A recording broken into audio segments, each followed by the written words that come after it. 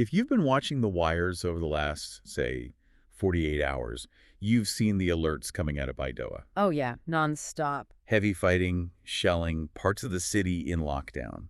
It reads like a, standard security brief from a conflict zone. It does. On the surface, yes. It fits a pattern we are all too familiar with in the Horn of Africa. But that's the thing. If you actually read the reports, and I mean really dig into the statements coming out of the Bay region, you realize this isn't that story. Not at all. This isn't the government fighting al-Shabaab. This is the government fighting, well, itself, or at least parts of itself. That's the reality. What we're seeing in Baidoa isn't a counterterrorism operation. It's a symptom of a much deeper sort of structural fracture in Somalia's federal system. It's a political earthquake disguised as a firefight. That's a good way to put it. So we're going to spend this deep dive unpacking exactly what happened, but I think more importantly, why it matters. Because you have a situation where national members of parliament are openly accusing their own federal government of launching a preemptive war, and those their words, against a regional state. It is a stunning accusation. I mean, you rarely see the legislative branch point a finger at the executive with this level of ferocity. No. Essentially accusing them of manufacturing a conflict. Right. So we need to break this down. We'll look at the specific incident at a minister's house that set this whole thing off.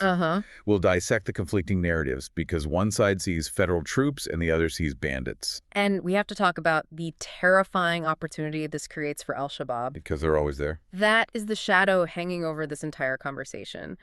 While the political elite are fighting over jurisdiction, the real enemy is watching the door. So let's start on the ground. Baidoa. It's a strategic city, capital of the Bay region, interim capital of Southwest State. This wasn't just a minor skirmish in the outskirts, was it? No. The reports are clear on this. This was 2 days of intense combat. We're talking about heavy weaponry, significant property damage, and loss of life. And Baidoa is a dense urban environment. It is. When you unleash that kind of firepower in a city center, the collateral damage is immediate and it's devastating. And usually these things have an epicenter. In this case, the fighting wasn't random. It was concentrated around one specific building. The residence of Hassan Ile. Right, who was the federal minister of livestock. Exactly. And, just pausing there for a second, it's notable that a federal minister's private residence in a regional capital is apparently fortified enough to sustain a 2-day siege. That's a detail that just jumps out, doesn't it? You don't usually have heavy combat at the minister of livestock's house, unless that house is, serving a dual purpose. And that is the crux of the allegation. The reports suggest that government-aligned forces were mobilizing at this residence. So it wasn't just a home. It had effectively become a staging ground. Which changes the optics completely. Yeah. If you are the Southwest State Administration, the regional government running Baidoa, and you see federal forces massing at a private residence, bypassing your entire command structure, what do you see? You see a threat. You see a Trojan horse. In a federal system like Somalia's, the security architecture is supposed to be coordinated. There are supposed to be rules. There are. The National Army and the regional police or Darwish forces, they have distinct lanes. And when those lanes cross without permission, especially heavily armed, it's interpreted as a provocation. It's like if the National Guard set up a heavily armed compound in the middle of, say, Austin, Texas, without telling the governor. That's a fair analogy. And in this case, the local police, the Southwest State Security Forces, they reacted. But what's so fascinating is the reaction didn't just stay local. No, the political fallout hit Mogadishu almost instantly. It did. And this is where the story gets really wild. Because you'd expect the federal parliament to maybe back the federal government, or at least, call for calm. A neutral stance, maybe? Instead, you have Senator Adan Abdinashir and a whole block of MPs just coming out swinging. Yeah. Against their own administration. Senator Abdinazar did not hold back. He placed the blame squarely on the federal government of Somalia, the FGS. He says they bear direct responsibility for the destruction. He used a phrase that really stuck with me. He didn't call it a mistake. He didn't call it an accident or a misunderstanding. No. He called it a preemptive war. Preemptive war. I mean, that is specific, it's legalistic, and it is incredibly heavy language. It implies intent. It implies that the federal government sat down, planned this, and decided to strike first. And he claims they have the receipts. He does. The senator alleges that parliamentarians had been warning these specific forces, and by extension, the FGS, for 2 months. 2 months. 2 months of warnings. He's basically saying, we saw you building up.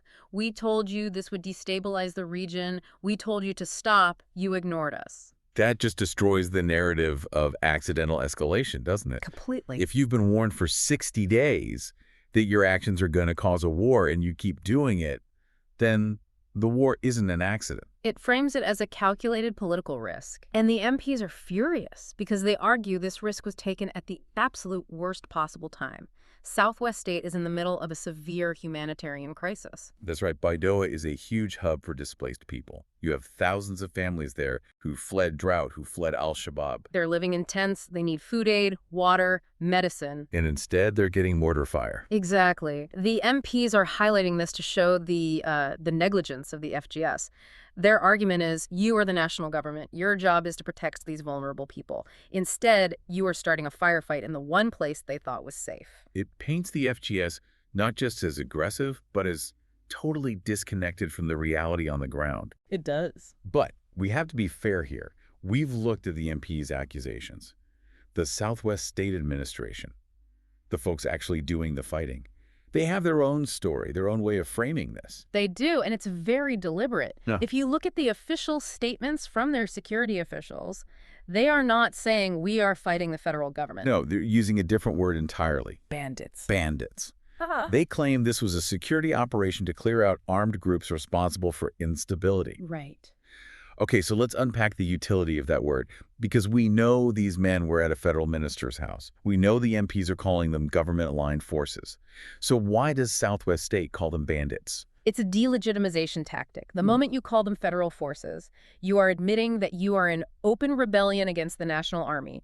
You are admitting to a civil war. Right, and that carries huge legal consequences. Massive consequences. But if you call them bandits or militias, you strip them of their official status. You're saying, these aren't soldiers, these are criminals acting outside the law. It gives the regional state the legal cover to attack them. And it becomes a law enforcement operation, not a military engagement. It's also a way of saying the federal government doesn't control these guys. Even if they do, it's a very clever narrative flip. Exactly. We aren't fighting Mogadishu. We're just cleaning up our own backyard. But the MPs blew that cover. They really did. By standing up in Parliament and saying, the FGS did this, they essentially validated that the so-called bandits were indeed acting on behalf of the government. Which brings us to what I think is the aha moment of this whole deep dive, the realignment. You have national lawmakers elected to sit in Mogadishu, explicitly taking the side of the regional president Abdiaziz left of Green. This is that political earthquake we mentioned at the start. In a functioning federal system, the national parliament acts as a check on the executive, sure. But usually, on matters of national security, the center holds together. Here, the center just dissolved. It did. They didn't just criticize the tactic, they pledged loyalty. They explicitly stated their alignment lies with the regional leadership. Think about what that means for the concept of the state. These MPs are saying, when the chips are down, we are not representatives of the Federal Republic first. We are representatives of Southwest State. It forces you to ask a really uncomfortable question. Is the federal government actually a national government? Or is it just one faction among many? That is the question of the decade for Somalia. The FGS is supposed to be the neutral guarantor, the referee. If two clans are fighting, the FGS steps in. If a region has a dispute, the FGS mediates. But here, the referee put on a jersey and started throwing punches. And once the referee is a combatant, the game breaks down. The MPs are calling out this loss of neutrality. They're saying the FGS has become a party to the conflict rather than the solution. And when you lose that trust, that serious breakdown of trust the source mentioned, it is incredibly hard to get it back. Nearly impossible. And this isn't an isolated incident, is it? We've seen this movie before in other states. Jubaland, Puntland. Oh, it's systemic. Baidoa is just the latest flashpoint. The root causes are always the same. Who controls the security forces? Who appoints the commanders? Who controls the budget? It's all about power. Exactly. The Constitution is vague on some of these powers, and that vagueness is now being fought over with bullets. It's a clash of ideologies, really. You have the centralists in Mogadishu who believe a strong nation needs a strong central command. And you have the federalists in the regions who say, no, we know our security needs better than you do. Leave us alone. And normally, that debate happens in a parliament building. It happens in court. Yeah. What's so dangerous about the last 48 hours is that the debate moved to the streets. Federal subversion versus state autonomy isn't an academic discussion anymore. It's a casualty count. It is. Which brings us to the stakes. Because while the FGS and Southwest State are staring each other down, there is a third actor in the room. Al-Shabaab. Always. We know they are active in the Bay region. We know they pretty much surround Baidoa. How do they view a situation like this? This is a gift to them. I mean, it is absolute gold. Al-Shabaab doesn't just win on the battlefield. They win in the gaps. They win in the vacuum. Explain that mechanism. How does fighting in the middle of Baidoa help a terrorist group 10 miles outside of town? Several ways. First, and most obviously, diversion of resources. Every soldier fighting at the minister's house is a soldier not manning a checkpoint on the perimeter. Right. Every round of ammunition spent on this internal feud is a round not used against the insurgency. So physical security degrades immediately. But there's a psychological part, too. The psychological impact is much worse. Al-Shabaab's main propaganda narrative is that the federal government is a foreign puppet, it's corrupt, and it's incompetent.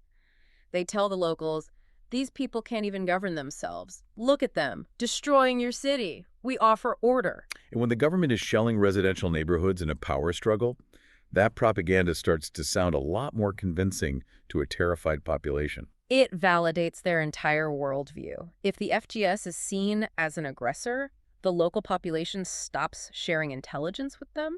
They stop trusting the police. The community support that acts as the real buffer against terrorism just evaporates. Your source material was very specific about this. It said extremist groups could exploit the divisions. It's not hypothetical. Not at all. We've seen it happen historically. When the central government fights the regions, Al-Shabaab takes territory. They move in, they set up tax collection, they recruit, they say, look, while they fight over power, we are here. It's terrifying to think that the biggest winner of the battle for Baidoa wasn't the minister, and it wasn't the regional president. Yeah. It was the insurgents waiting in the wings. And that is the tragedy of this breakdown in trust. The legitimacy crisis we talked about isn't just about polls or votes. If the FGS loses its legitimacy in the eyes of the Southwest State population, it effectively loses the ability to operate there. You can't govern a place that views you as an occupying force. You can't. And if the MPs, the people's own representatives, are leading the charge in labeling the government as hostile, then that bridge is burned. Rebuilding it requires more than just a ceasefire. It requires a fundamental rethink of the whole system. Of how the center interacts with the periphery, yes. So where does this go from here? The shooting has stopped for the moment, but the minister is still there, the regional president is still there, the MPs are still angry. The immediate violence might pause, but the underlying conflict is unresolved. The rift is wide open. Unless there is a genuine dialogue, and not just a photo op, but a real resolution on security integration, we're going to see this again. Maybe in Baidoa, maybe in Kismayo, maybe somewhere else. It's inevitable. Because the underlying question, who is actually in charge of the gun, hasn't been answered. And as long as both sides feel justified in pulling the trigger to answer that question, the instability is just going to continue. Precisely. We've covered a lot of ground today. From the, specific tactical failure at a minister's residence to the massive strategic failure of a fractured parliament. It's a stark reminder that in state building, the most dangerous friction often comes from within. It really is. Yeah. Unity isn't a default setting. It's constant hard work. I want to leave you with a final thought to chew on as we wrap up. We talked about the MPs defecting to their region, and it feels like a political maneuver. But just step back and look at the architecture of the state itself. Go on. If the people we call national lawmakers, the ones who are supposed to hold the entire country together, if they instinctively jump ship to their regional leader the second a crisis hits, does a federal government actually exist? Or is it just a polite fiction, a title we maintain while the real power stays local? And if it is a fiction, who is holding the shield for the country? Because Al-Shabaab isn't fighting a fiction. No. They're fighting for real. That is the thought that should keep everyone up at night. That's it for this deep dive. Thanks for listening, and we'll catch you on the next one.